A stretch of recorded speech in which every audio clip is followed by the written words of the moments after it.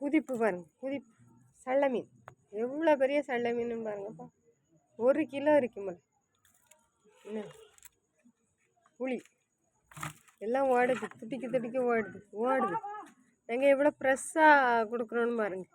மணி எத்தனை பாருங்க, இந்த டைம்லையும் ஃப்ரெஷ்ஷாக கிடைக்குது பாருங்க. இப்போ தான் வலையில் உள்ளது.